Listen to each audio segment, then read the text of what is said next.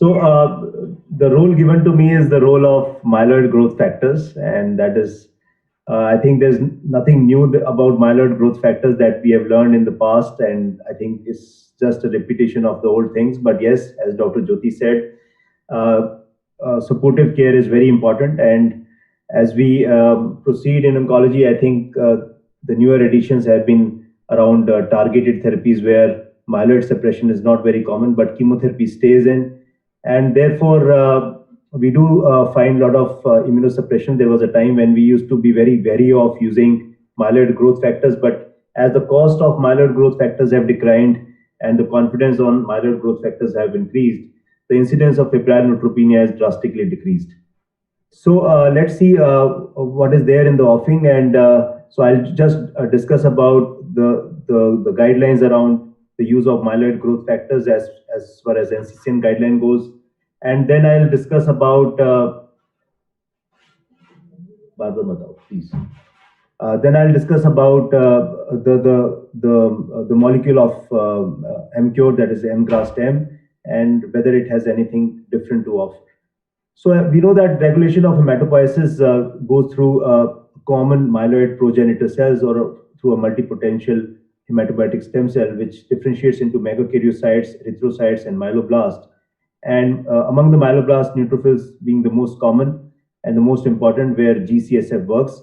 But if you look at GM-CSF works all throughout, including megakaryocytes, including erythrocyte lineage, and including the myeloblast. And the GM-CSF also works on neutrophils, but also increases the monocyte concentration. So it is a pan proliferator index where GM-CSF works everywhere, whereas GCSF works only on the neutrophilic lineage.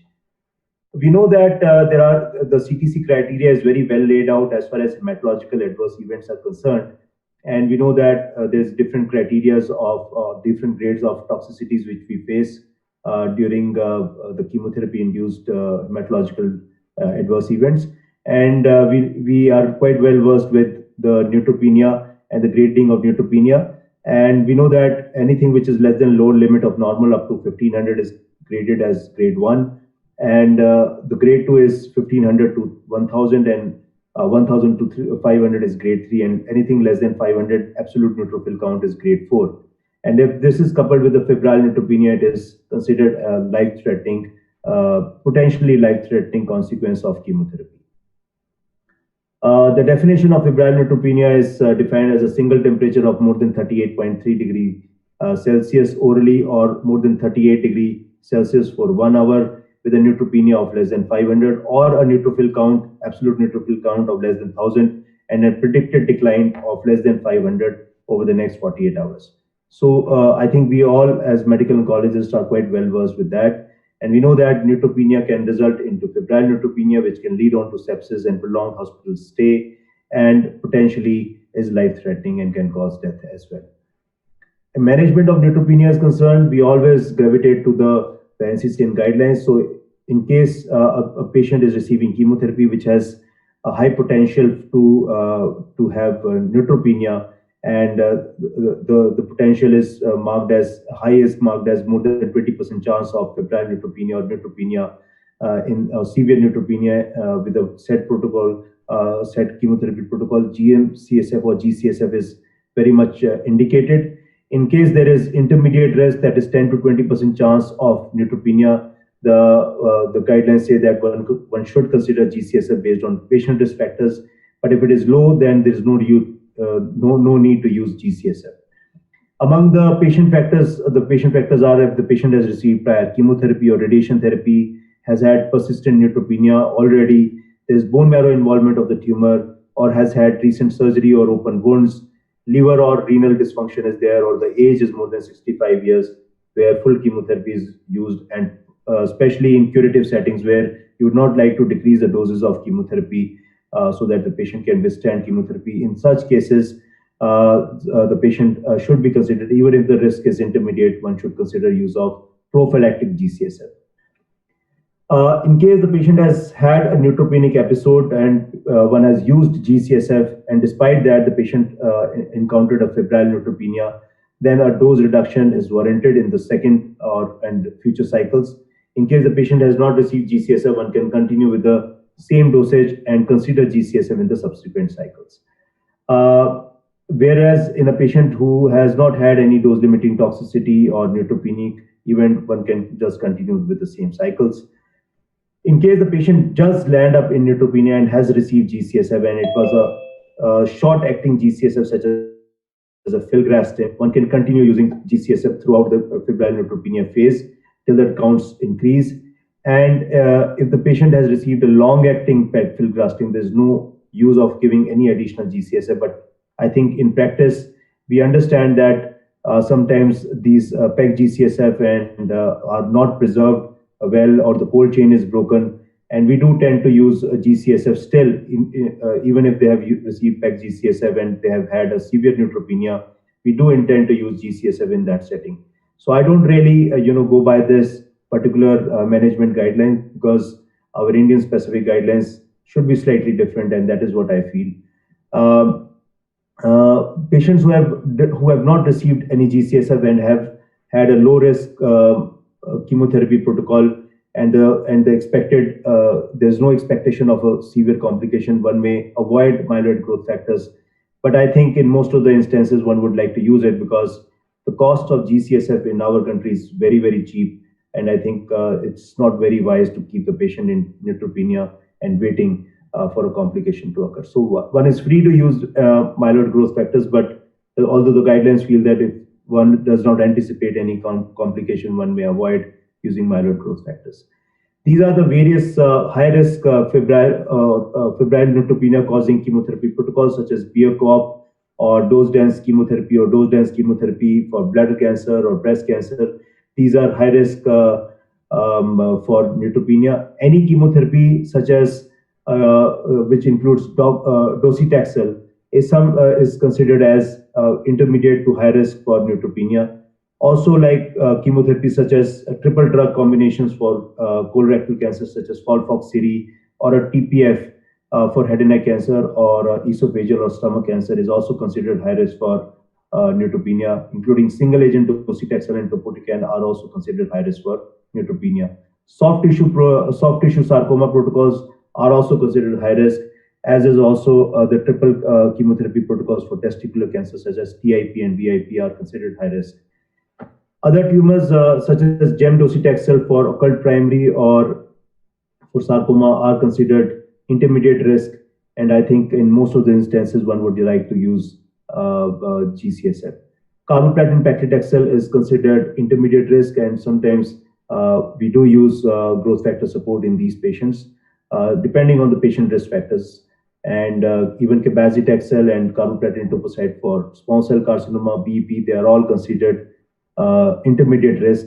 CHOP chemotherapy for lymphoma is considered intermediate risk, and one may consider using GCSF in these patients based on patient factors.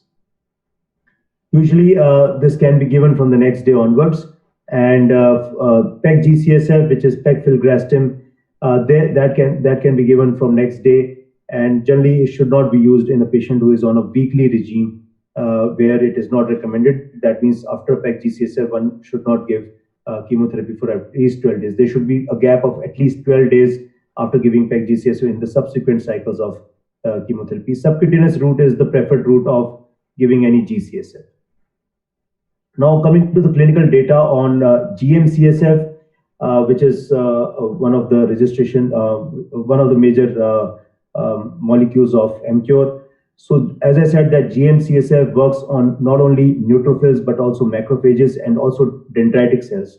So the red ring over here denotes where GM-CSF works.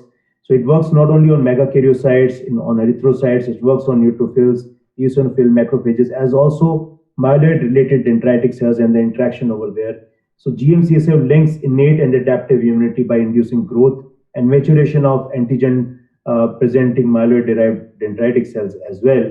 So it has a more broad-based action as compared to GCSF alone.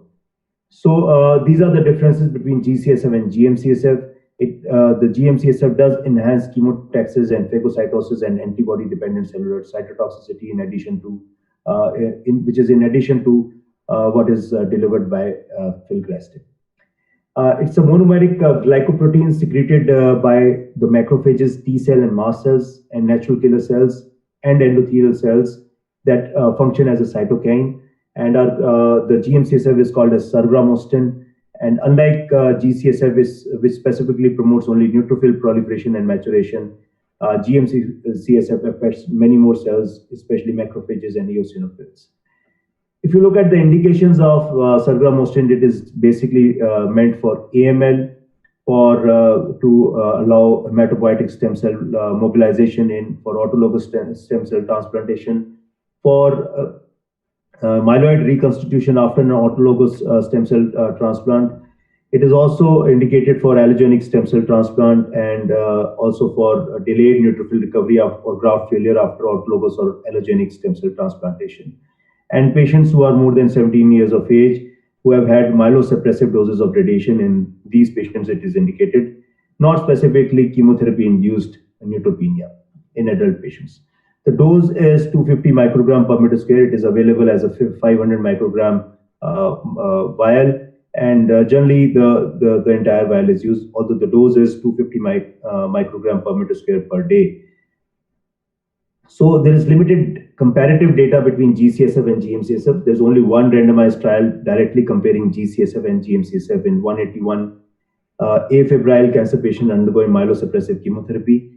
And the patient receiving G-CSF had a 1 day shorter time to recovery from neutropenia, but the difference was neither clinically or statistically significant.